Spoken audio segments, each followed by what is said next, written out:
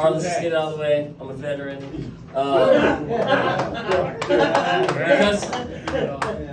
Because I fought for Halliburton. I mean our freedom. I take our freedoms very seriously, especially like equal representation. I was in the dildo store the other day. I do not feel represented.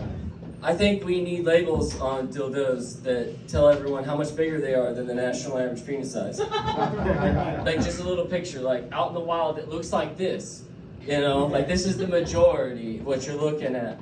Maybe some rumble strips, you know, like once you pull up so far, like you're like a car, you know, like this is where the majority of people are driving. But if you want a bigger vehicle, you can go outside of it. It's okay.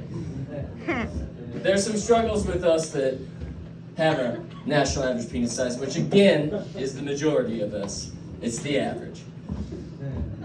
One of those is when a woman's on top. When you give up the ability to control the thrust, it is no longer safe sex. You are an imagined inch away from a disaster. When she's pulling up thinking she's got 8 and you got 6, it can be bad. It's not all bad though. When you're more represented in the butt plug section than you are in the dildo section, anal sex is not elusive.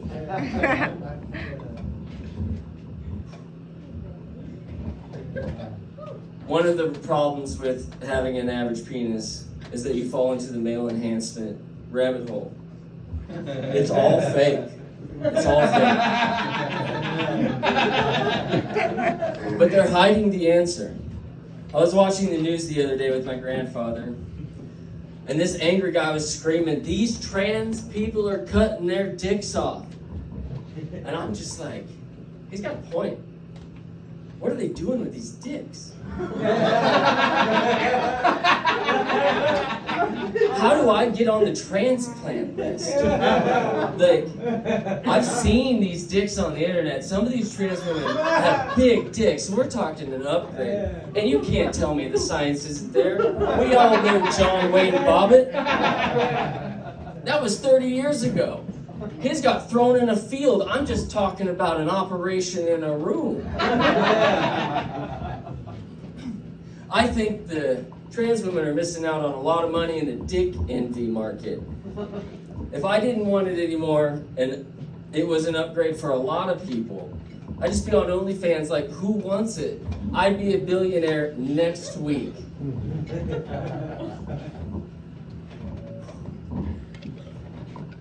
I'm sorry, I'm going to stop talking about my dick now. I went to the VA the other day. Turns out they wanted to look at my asshole. Nurse practitioner walked in. I'm thinking, okay, he's going to explain it. Because I deserve no less than a PhD's fingers in my ass. So he explains it.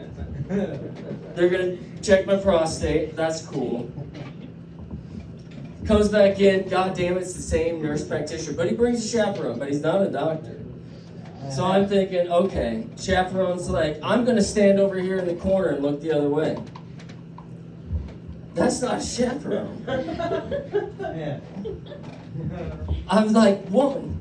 Sorry, it was a woman. Didn't mean to be sexist there. Is there a word you want me to yell? Like when I feel molested?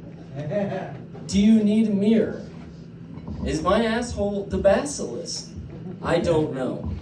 All I know is that the nurse practitioner, not the doctor, says, please bend over at the waist. I didn't do it correctly 4 times. I'm doing this, and he said, not like that. And I said, so like this, and he said, not like that. And so I said, like this. Eventually, he put his hand on my back, and he pushed me down, and he put his finger in my ass. Again, I'm thinking, it's not a doctor, it's okay. While the chaperone's looking at the wall. I left there with 0 dignity and feeling like I harassed a poor woman to try and look at my asshole. Thank you, I'm Brady.